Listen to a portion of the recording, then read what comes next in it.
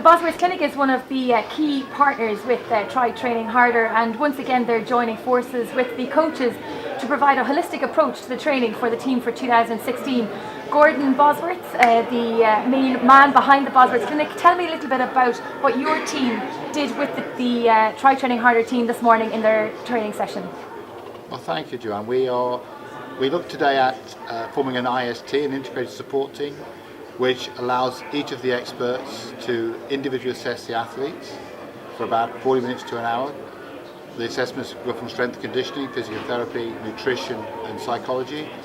And once we finish the assessments, we come together with the coaching team and discuss our findings to find the common ground, to find where we need to work next, where we need to go next, and if the athletes have been with us before, which 3 of them have, then is their improvement where we thought it would be? Is the advice we're giving sound? And that's it. That's the whole idea, is to provide information for the coaches to make better decisions. So it's quite an integrated approach really, because we have the strength and conditioning coach over here. What were the key findings that you found today, the most common problems across the team, would you say?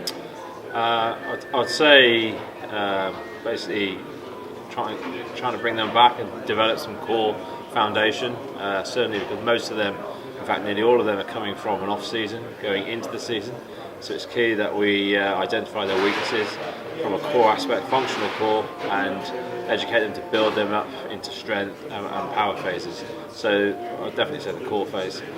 Helen, as the team nutritionist, you've worked with 3 of the team members since last year. Have they carried on with their healthy eating and the learnings that they got in 2015? Have they developed them? Will they be continuing to develop those healthy habits as we go into the racing season for 2016? Certainly, we've seen a big development with the 3 team members. The most important thing that I look at is base diet.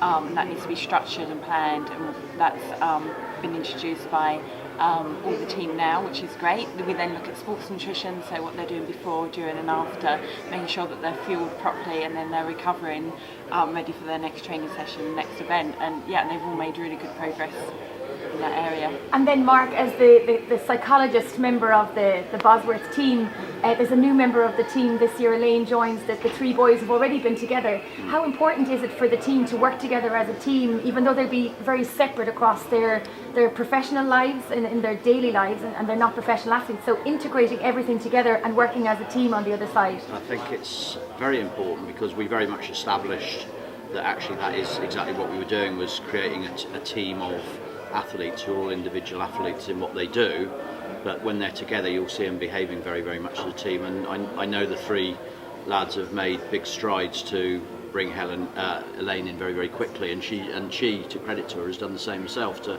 really integrate herself, and they recognise that we're trying to look at human beings first of all and have some fun at the same time as being athletes, and that's a big part of what Try Training Hard is all about. And I think yesterday, Gordon, in the briefing that we had with the coaches, you mentioned about we didn't want the team members coming to you broken.